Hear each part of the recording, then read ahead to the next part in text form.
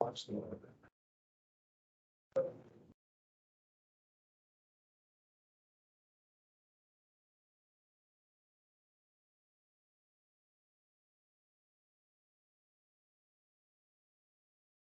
Happy Tuesday. So what we do last week, we looked at cylindrical and spherical coordinates, right? And we're introduced to vector valued functions, right? Vector parameterizations of space curves. So those would be called parametric curves. And the natural question is, how to do calculus on this? Because that's the whole point of functions, do calculus on to analyze them.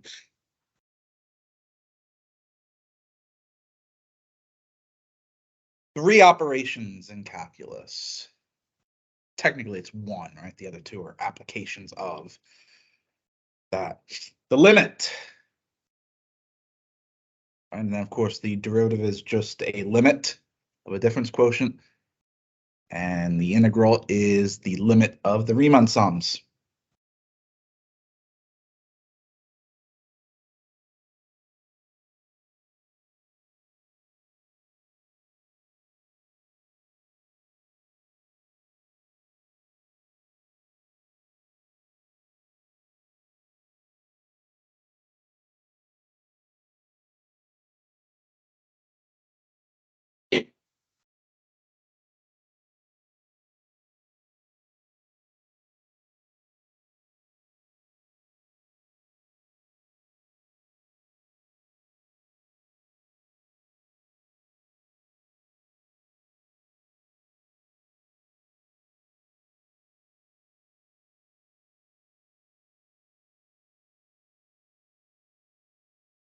Call it.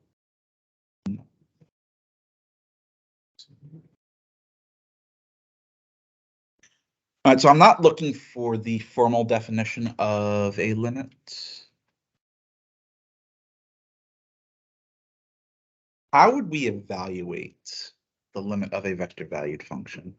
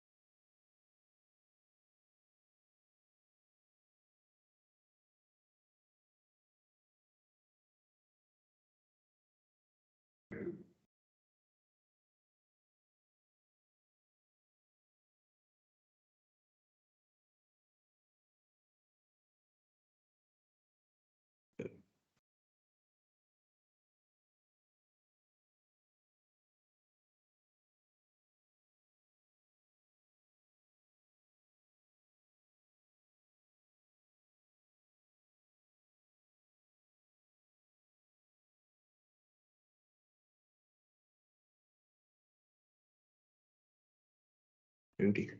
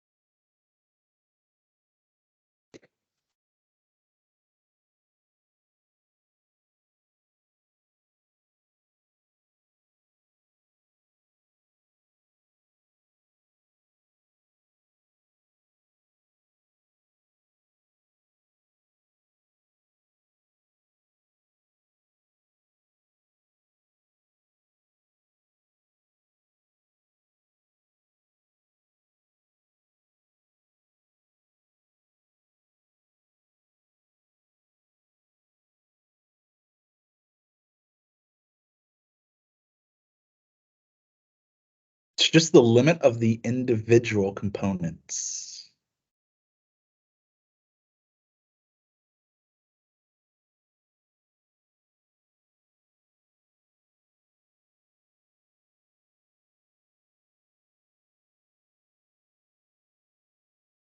Because this is all assuming that all three limits exist.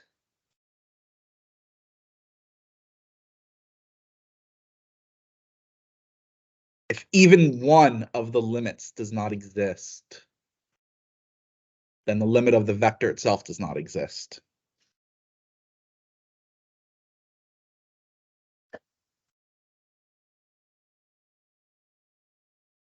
Well,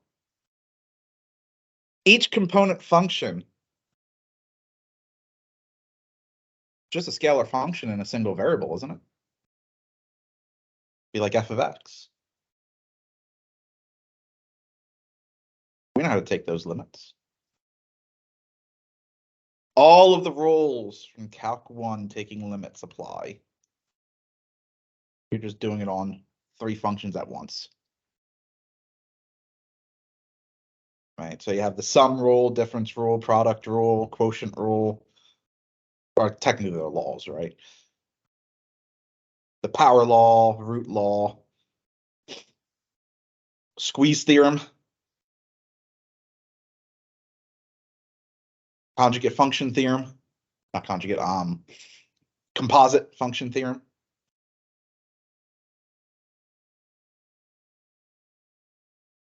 L'Hopital's rule, they all apply.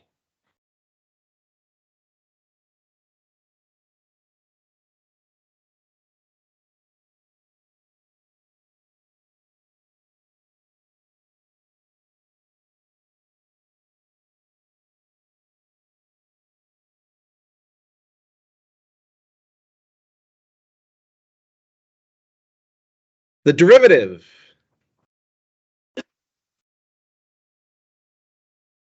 is a limit. Well, if you're just taking the limit of each component, and the derivative is a limit,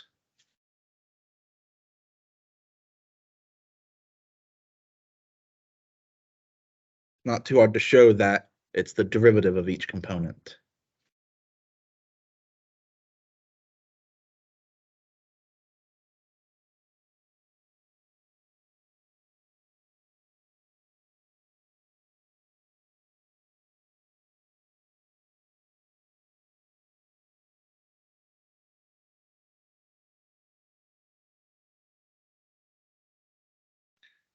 I mean, I should specify, because I fall into the same pattern that everyone else does. Technically, this is not a derivative.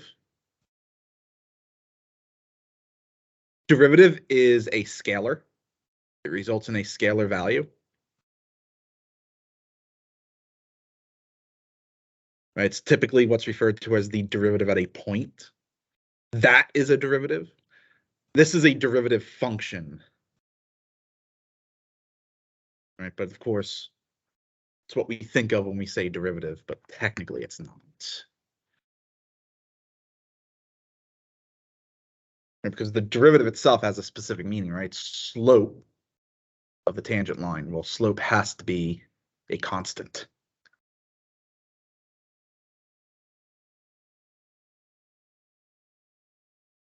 What is it?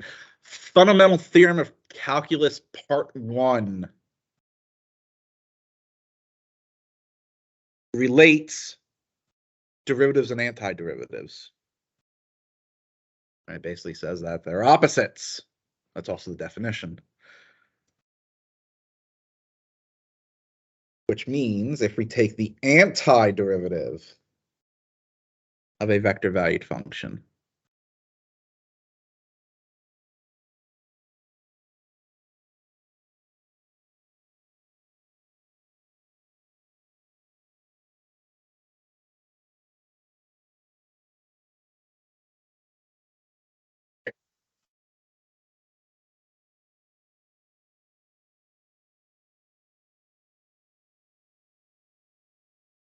it is the antiderivative of the individual components.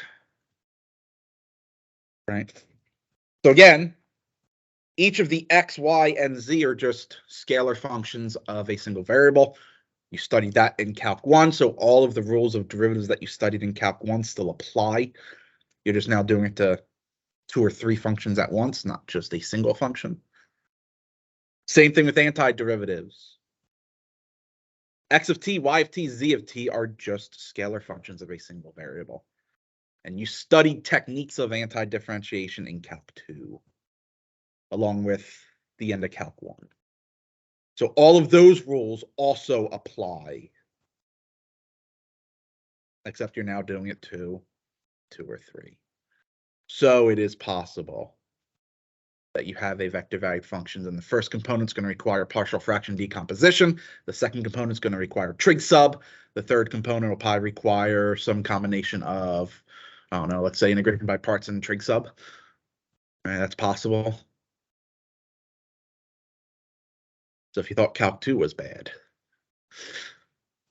now you get to do it multiple times. Oh, except I'm not testing your ability to actually take an antiderivative, so just use a calculator. Makes your life so much easier. And do not forget the constant of integration. What we do,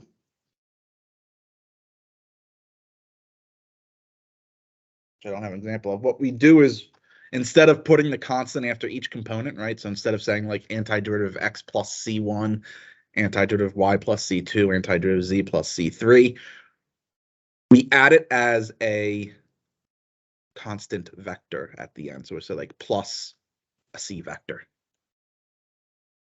and treat that as our constant of integration.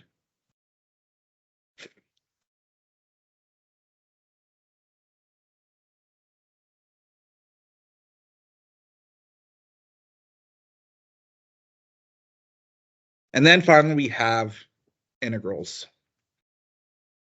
Right. Again, misconception is that this is also an integral. Right. The text even call it an indefinite integral. That is technically not correct. It is not an integral. It is an antiderivative.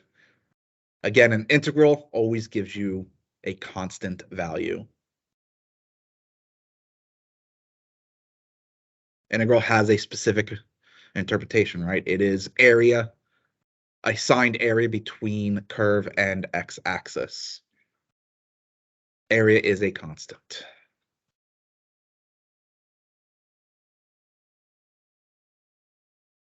Definition of an integral is the limit of the Riemann sums.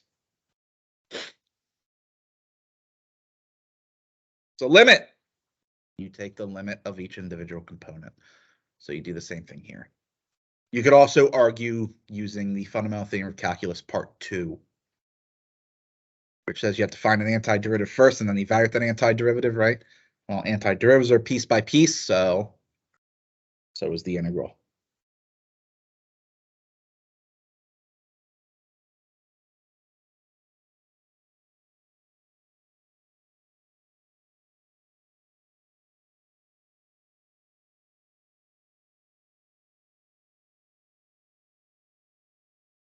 And again, for the most part, just use a calculator to evaluate it. Unless I'm feeling particularly evil and tell you you're not allowed to use a calculator.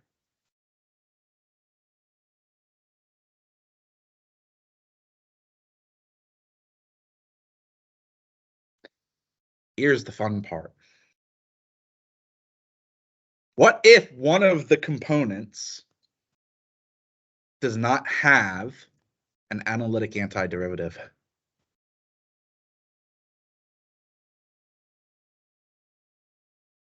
Something like e to the minus x squared does not have an elementary antiderivative. Right? Remember how we had to solve that? It still has an area.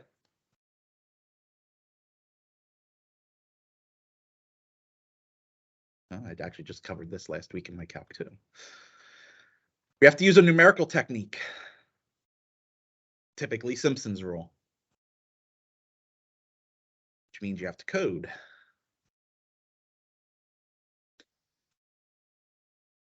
As a general thumb, if even one of the components requires a numerical technique, you'll need to use a numerical technique for all of them, which means you'll be coding 3 Simpsons rules, right? One for each function.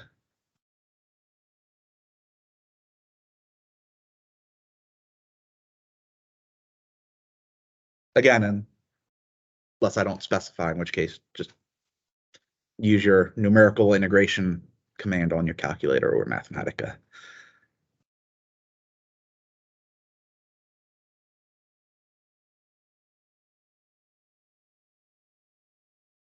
So nothing new. This is Calc 1, Calc 2 all over again. Just now applied to vector functions instead of scalar functions. But oh wait, it actually is just being applied to scalar functions.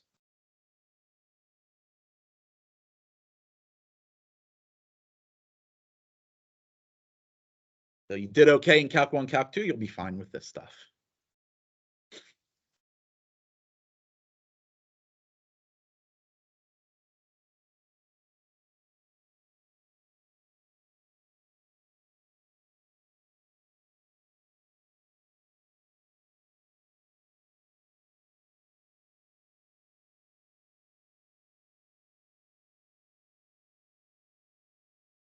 That's a problem.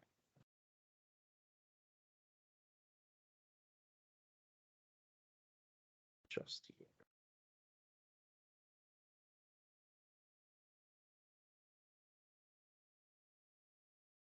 Oh, actually, that was pretty simple.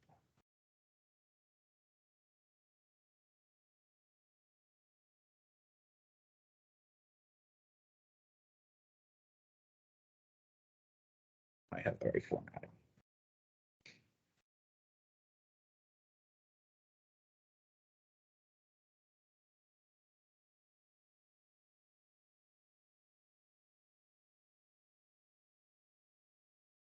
Right, DRDT.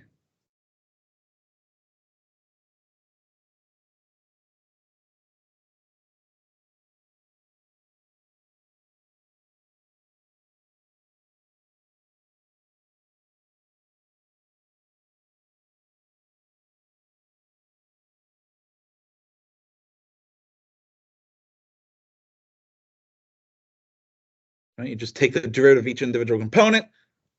This will be the only problem set that I actually write that step out.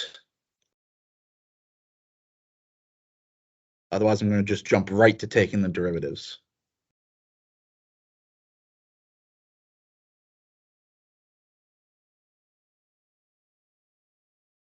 This will serve as a good review as well. For the first component, what rules of differentiation are we going to be using?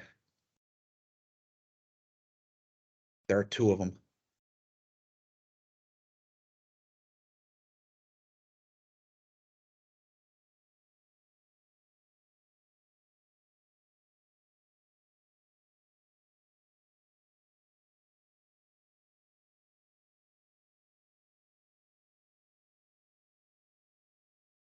Uh-oh. Got to send you all back to Calc 1 to learn them again.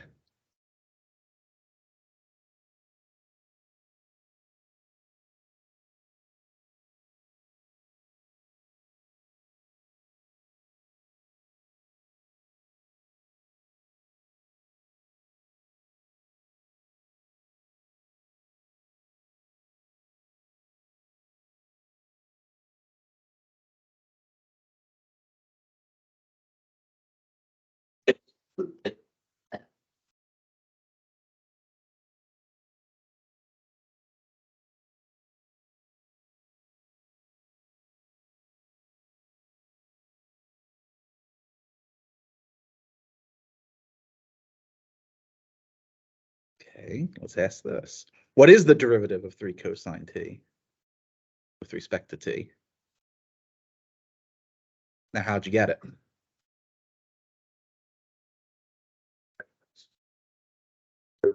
Like opposite cosine, so like the opposite cosine and the opposite Sign for it, so instead of being positive, it's negative. All right, so the derivative cosine is a negative sign, so that's the cosine rule. What about the 3? Do you know what that's called? It's the scalar multiple rule. Which says scalar multiples can be factored out of the derivative. Right? Be careful because technically it's not a coefficient. Coefficient is for polynomials, technically speaking, which this is not.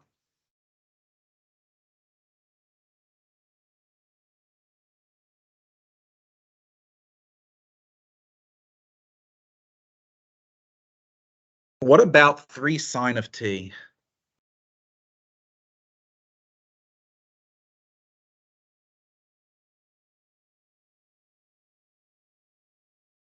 Right? Scalar multiple rule, and then the derivative of sine.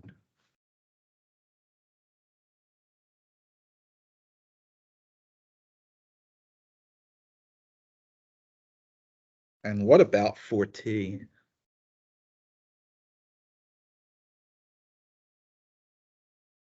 Right? So scalar multiple rule, 4 comes out. And the derivative of t, that's the power rule.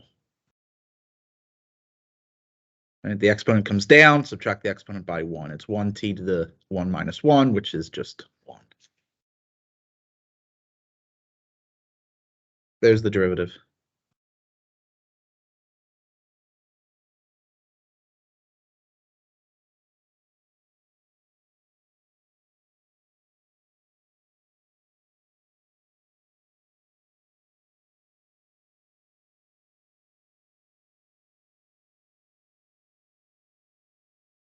What does this mean?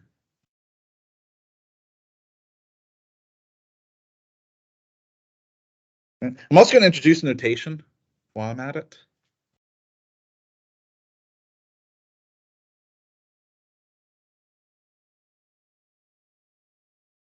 That's r dot.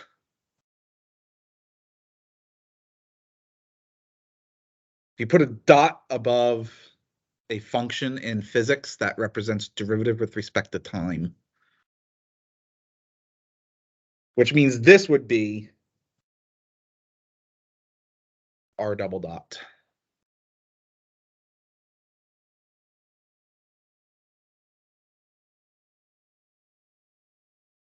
And for the most part, that's as high as we ever go in physics. As the second derivative. That's going to be useful next week when we do motion in space.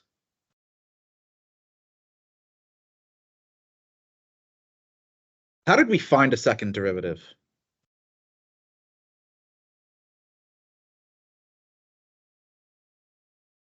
And what did we calculate last time? We calculated the, right? So it's just the derivative of the derivative, right? Oh, well, that should be simple. What is our derivative then? What's the first component?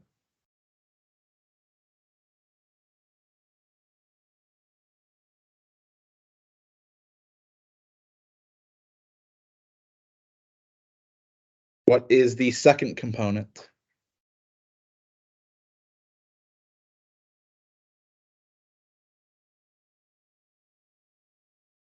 And what is the third?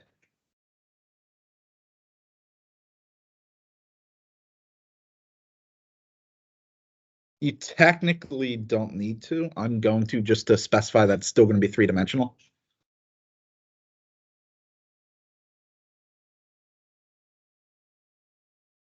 Right, because if you're to write this in component form, right, you'd still have to include that third component 0.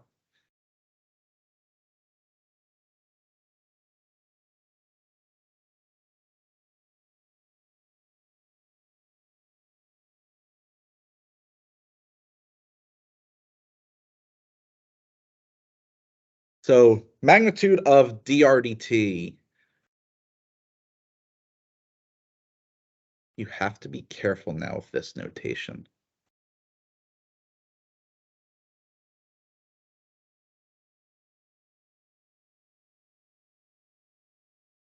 I wouldn't be able to write that.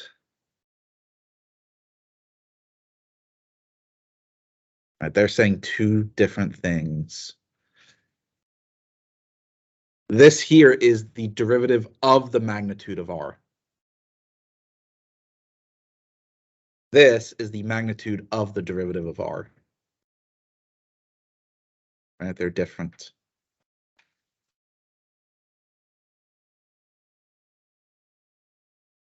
Because if you take the magnitude of a vector valued function, you get a scalar function.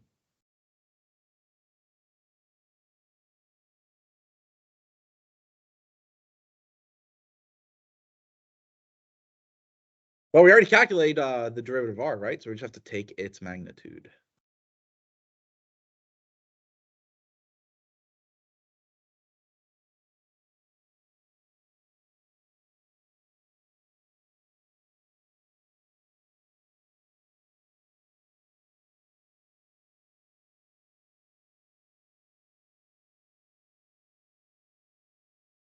And what is that going to give us?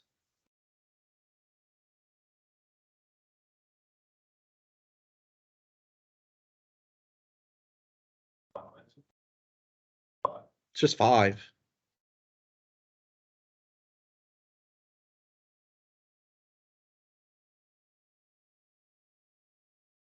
Right, you're going to get 9 sine squared plus 9 cosine squared, which is just 9. And then 9 plus 16 is 25. Versus if we were to do the derivative of the magnitude of r.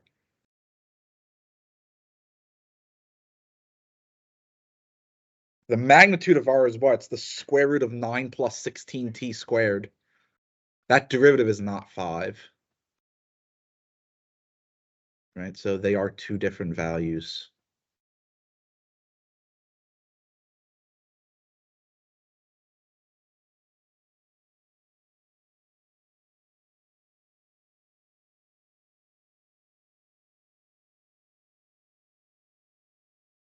Magnitude of the second derivative.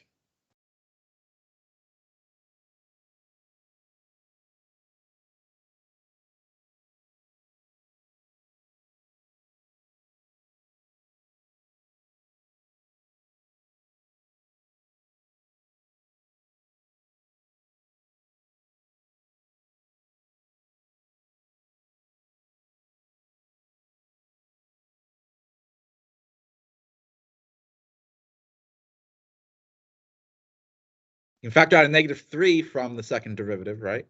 So then the magnitude would be the absolute value of -3 times the magnitude of the vector cosine t, sine t, 0.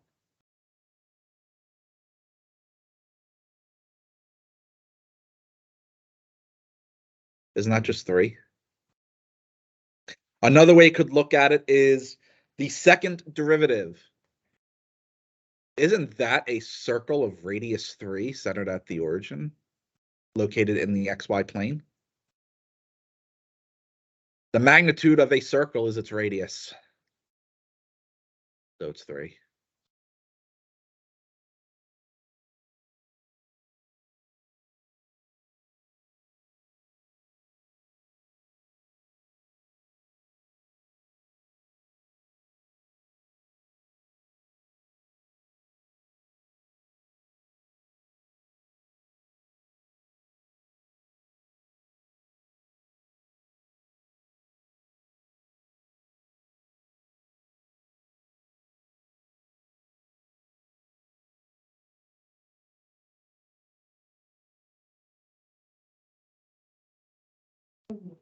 So they did introduce new rules when doing derivative of vector valued functions.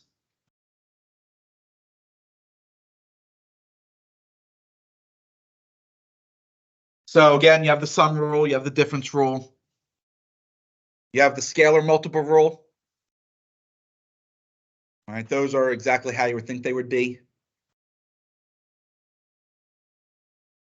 You have 3 product rules. Right, you have a product rule when you're dealing with the scalar scalar multiplication, right? A scalar times a vector. you have the product rule for when you're doing a dot product and a product rule for when you're doing the cross products. And all of those rules are the same as the product rule, right? First times derivative of the second plus second times derivative of the first, and that order does not matter. The only difference is the times part is going to be whatever the vector operation is, either scalar product, dot product, or cross product. Now, that's all well and good in theory, but for actual computation, they are not necessary. All right, so if we look at part A, where we're asked to find the derivative of the cross product of u and v, we could use the product rule and say that would be v cross the derivative of u plus u cross the derivative of v. But then we'd have to take two cross products. Couldn't we also just calculate u cross v first and then take the derivative? And that would require only one cross product, right? So for actual calculation, it is very rare that I use the vector product rules. I'll usually just perform the actual operation first. Actually, I won't use any of the vector differentiation rules. I'll typically just perform the operation first and then take the derivative.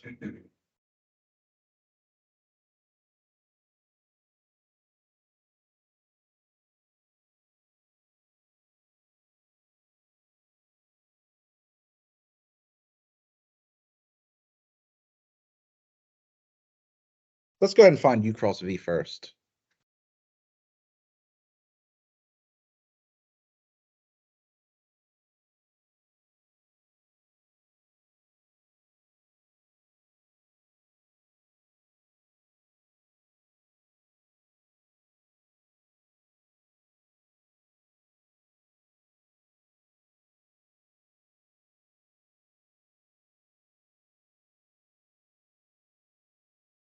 Except we have a problem.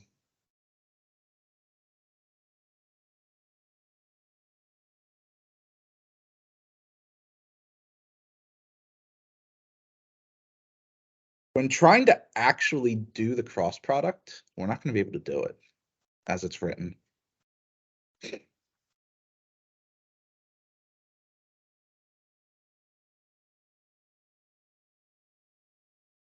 going to have to fix this. Right, you see the problem, right? We don't have a third component in the second vector. You need one. Well, that's an easy fix. If there is none, it's 0.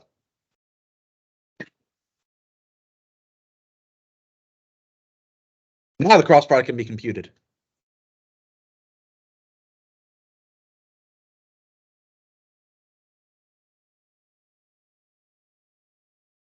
All right, so it'd be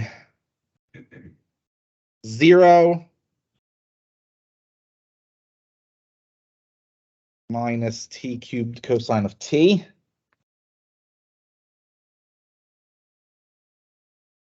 Second component be negative t cubed sine of t minus 0.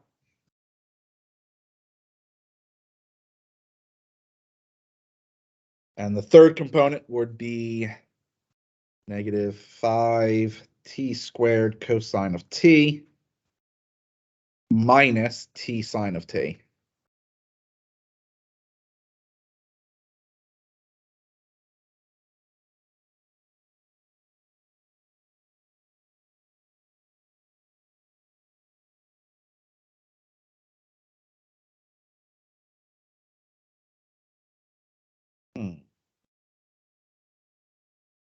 I'm just going to go ahead and factor out a negative because I don't like negatives.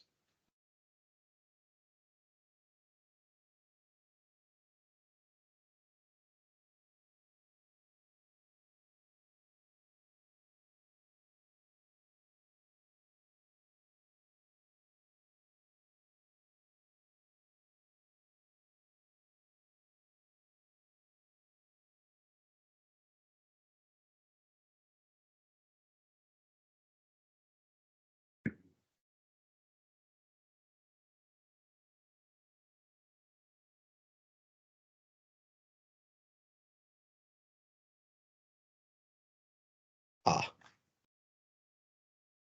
That's right, I updated. No, I forgot to put it back on my toolbar.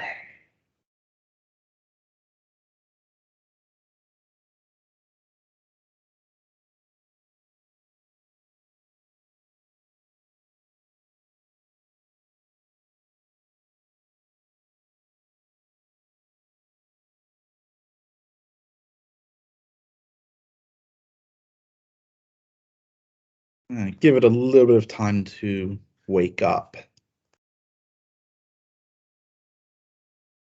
So remember, derivative is component by component, right?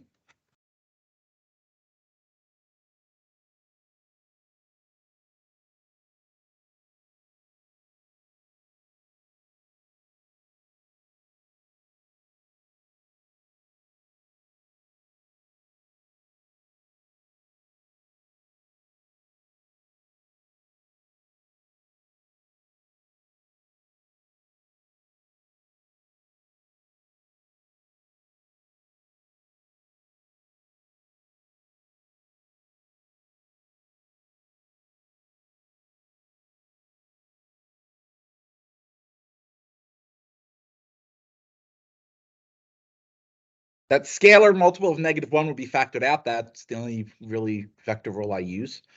Right, and then we go component by component. So how would we evaluate that derivative? What rules?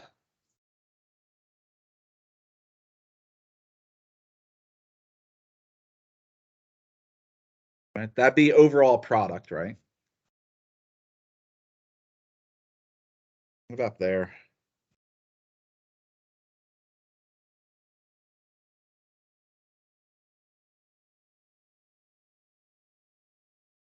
Be the same, wouldn't it?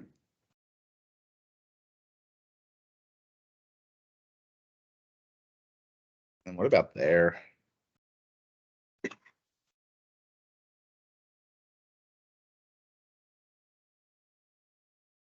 It would be a sum of product rules. That's 4 product rules.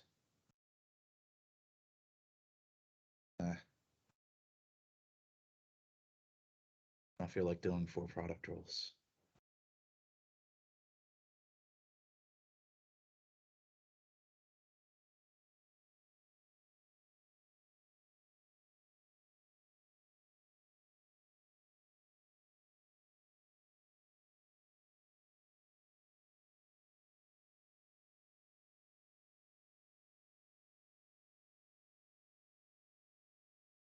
So R of t, I'm going to define it as a vector. I should be able to do this actually, negative and then this. Right, so then t cubed cosine of t sine t squared cosine plus t. Right now, look what happened, right? It's because it's trying to read TSIN as a single string. So I actually have to put times there.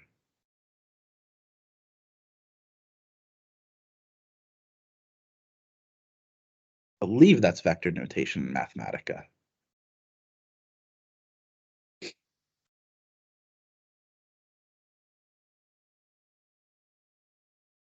It is. Right, so R prime. So if you just do R apostrophe, it does read that as derivative. So there's the derivative.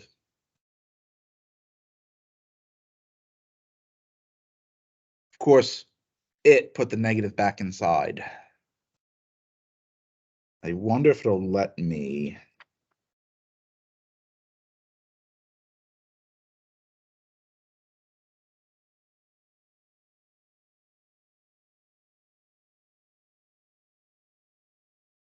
What if I do this?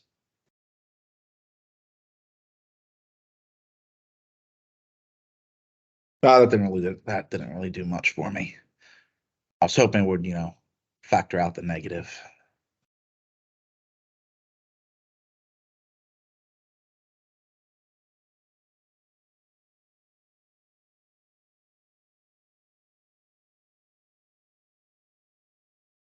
Didn't do it either. Oh, well, I tried.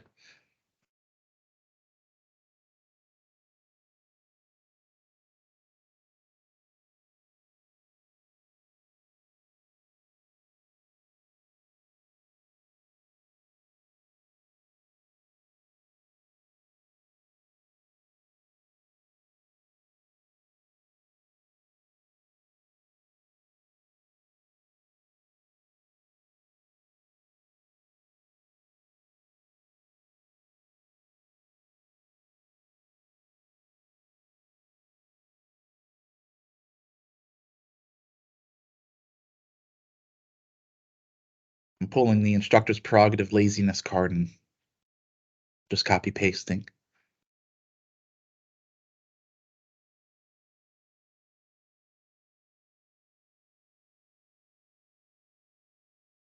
All right, so notice how the vector is defined in Mathematica. It's defined using braces. Right. Not the pointed braces.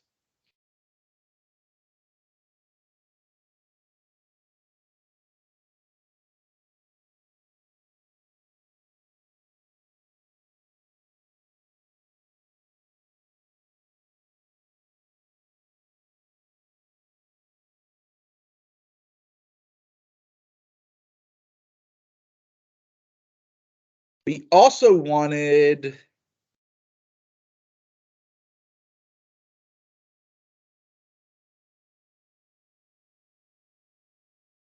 this, right? ddt of u dot u.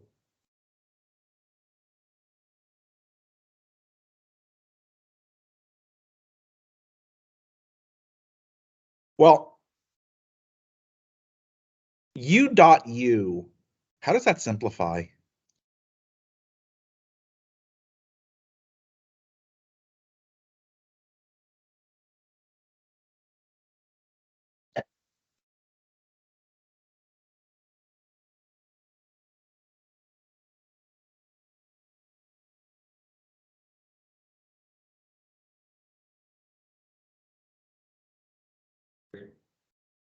It's the magnitude of u squared.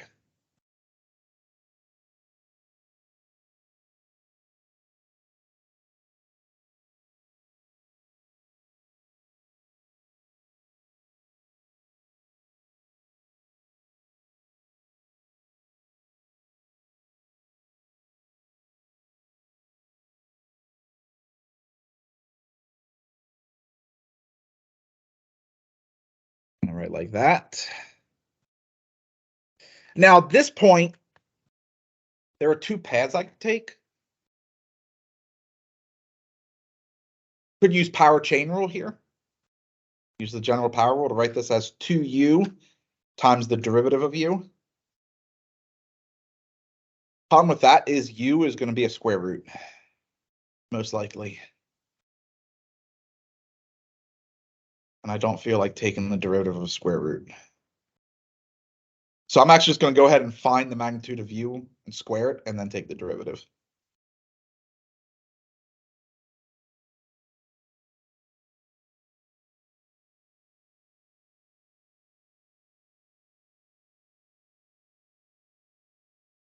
Right, that's what? Be 25 t to the fourth plus t squared plus t to the sixth. Oh, now that is a very simple derivative to take.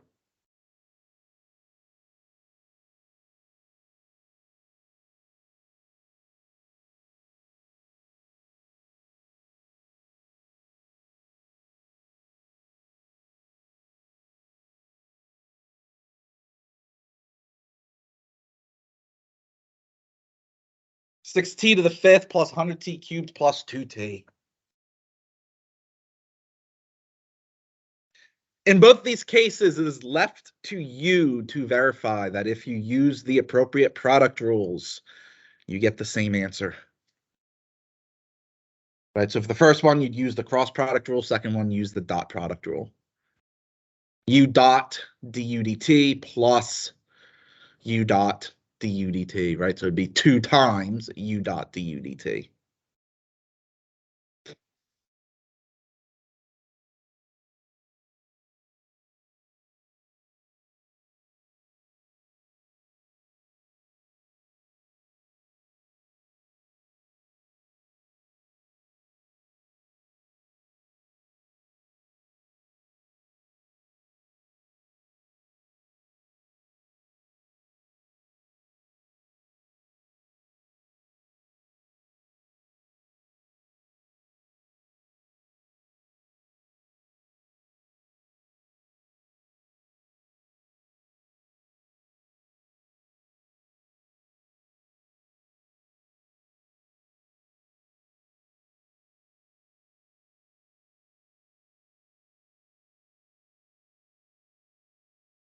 All right, we're going to show u dotted with du dt is equal to the magnitude of u times the derivative of the magnitude of u with respect to t.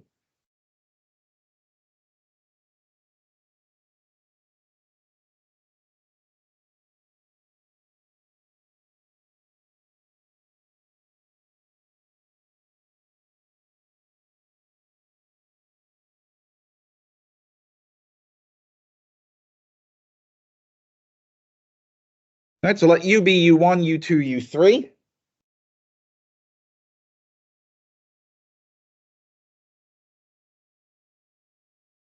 The magnitude of u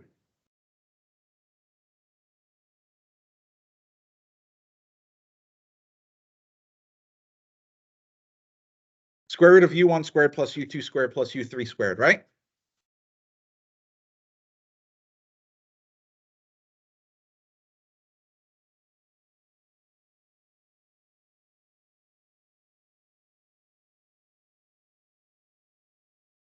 So what is its derivative?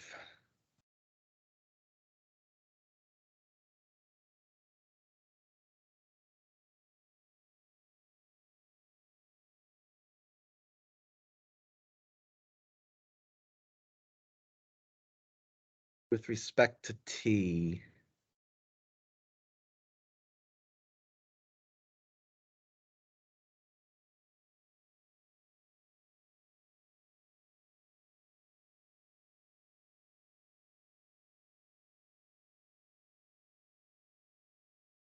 What would call this?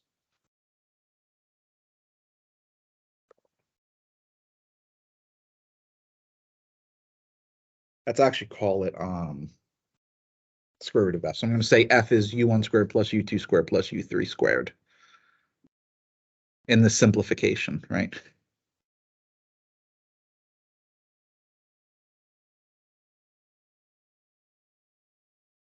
Wouldn't that be general power rule? So square root of x, what is its derivative with respect to x?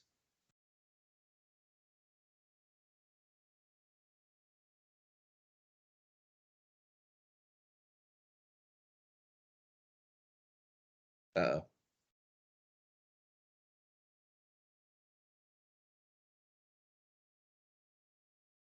Is the square root of x in the denominator or the numerator?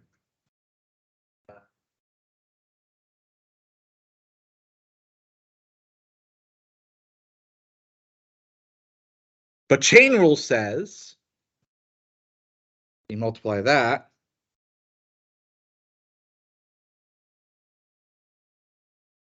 by df dt, right?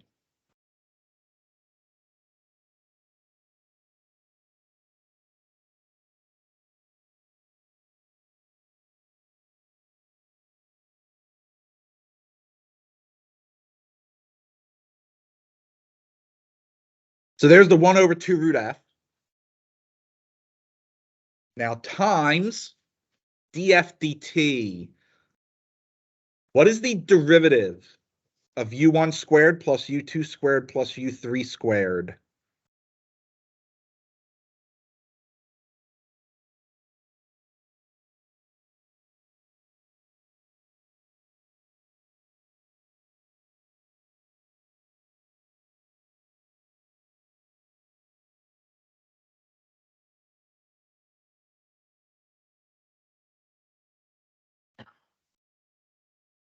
You are very close.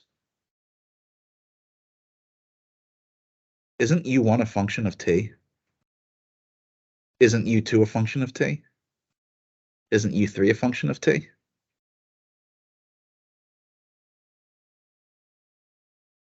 You forgot chain rule.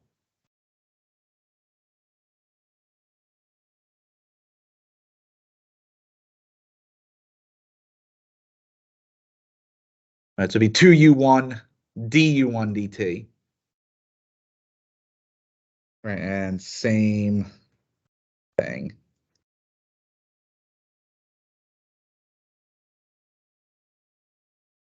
Right, so again, each of those is a general power rule.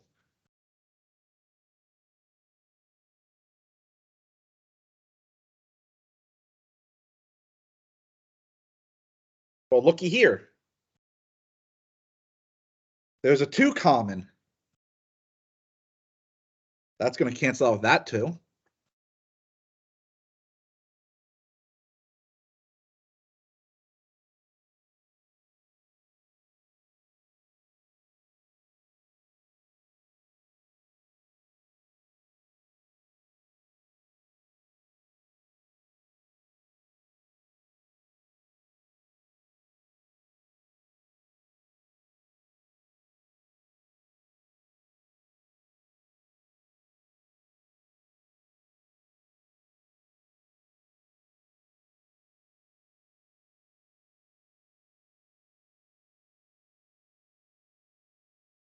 What is this bit down in the denominator?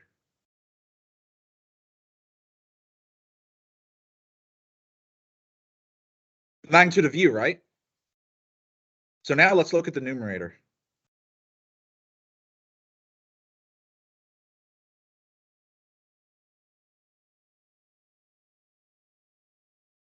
What's the numerator?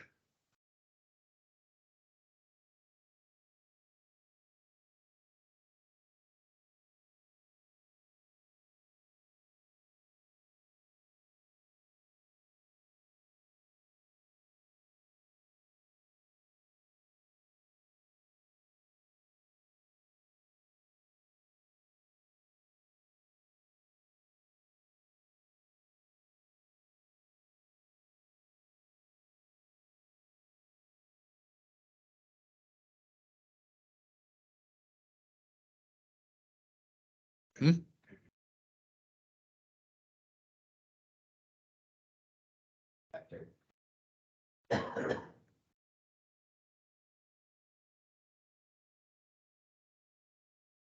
What are A, B, and C?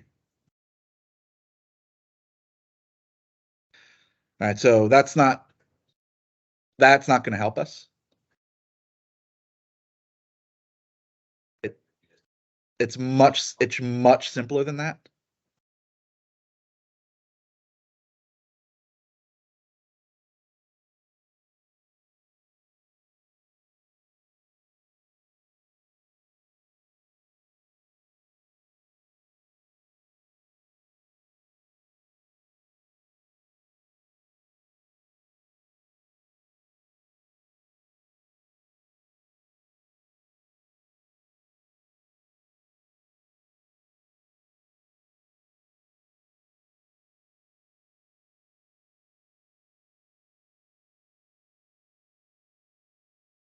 Isn't that just u dot du dt?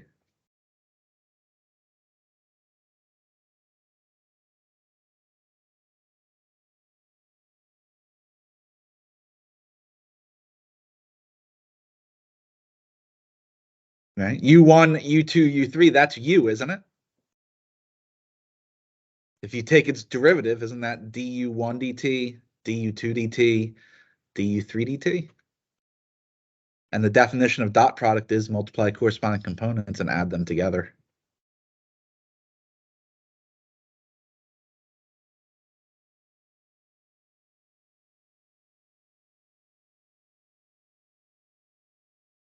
See that?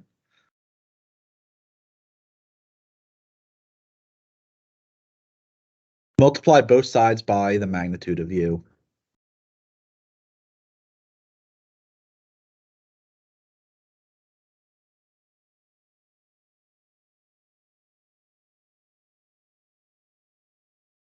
Isn't that what we wanted?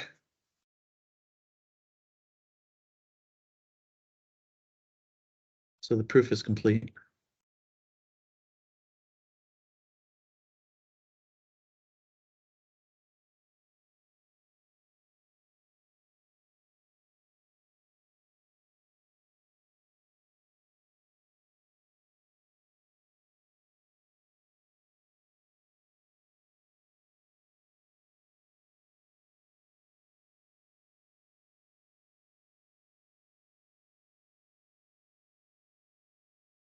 Right.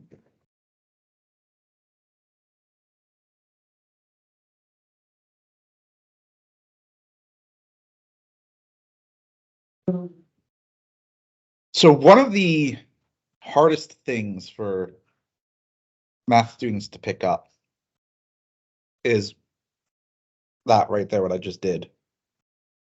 Looking at the definition both ways. Right, being able to immediately recognize this as u dot du. Right, because you normally think of dot product in that one way, right? U dot v is equal to the sum of the product of the corresponding components. But the definition works both ways. Equality works both ways. So if you're given the sum of a product of components, you can write that as a dot product.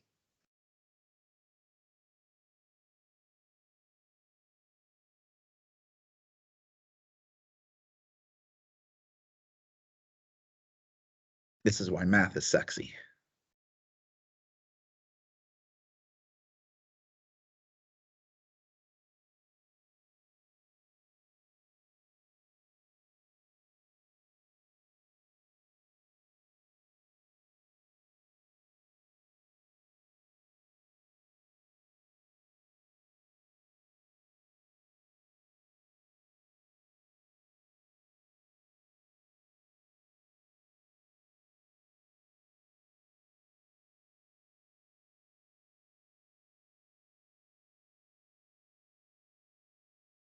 You're going to finish sinking anytime soon.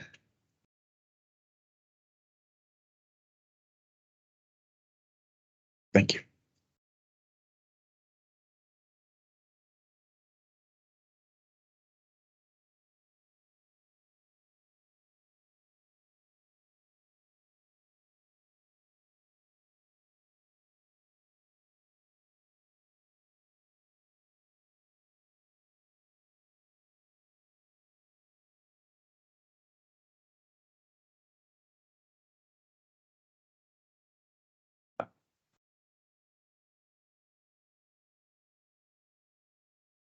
Okay.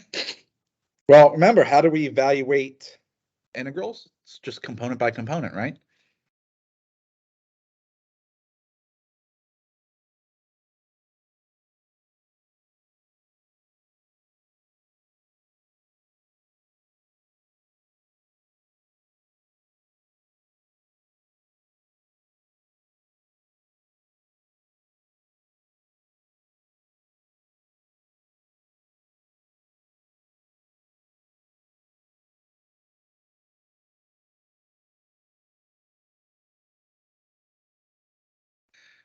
Here's a little trick to save you some time.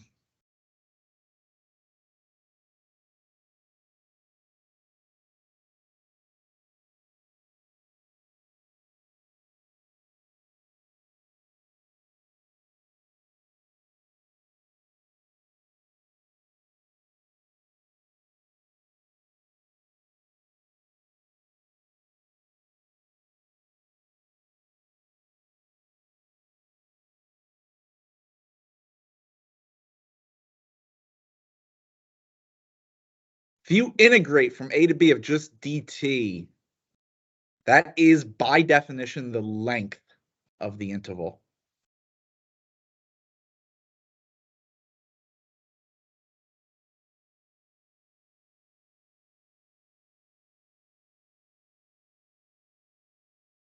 What is the length of 1, 2? 1 to 2? Just 1, right? So it's 3 times that length, which is 3.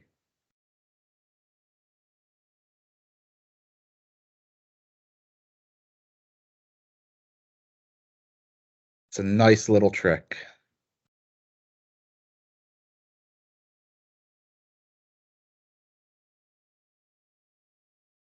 So antiderivative. T cubed plus 4t to the 7th, right? Because we're using fundamental theorem of calculus part 2. What is that antiderivative?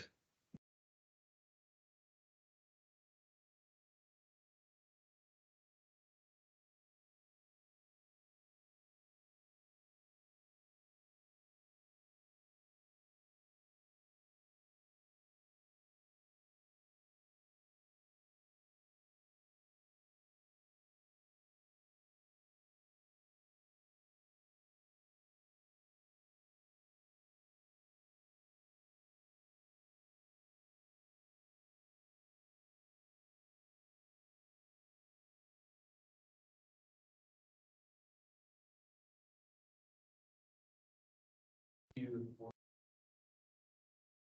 plus. Oh, that, or, just T to the fourth, I didn't know, I thought it was. Wait, what is it, 4T to, that's a second? That's 7, Okay. yes.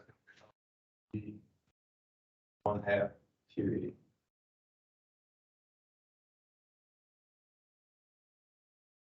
That will be a value from t equals 1 to 2, right? That's what the fundamental theorem of calculus part 2 tells us.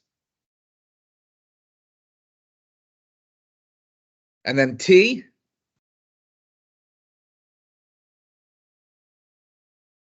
Just t squared over 2.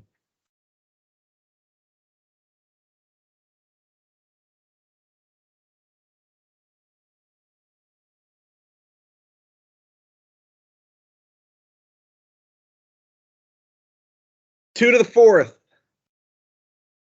16. 16 minus 1 is 15. 2 to the 8th.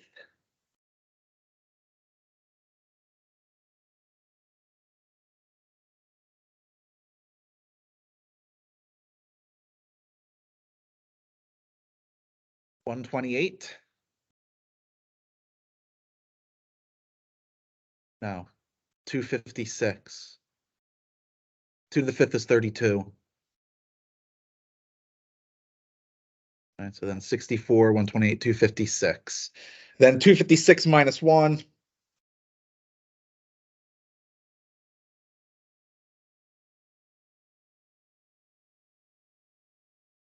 Then we get what? 4 minus 1.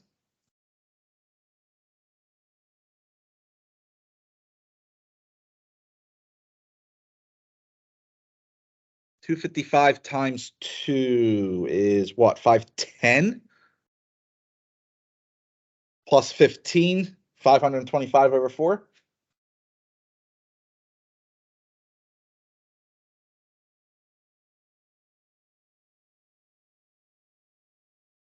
And then plus 3/2 K.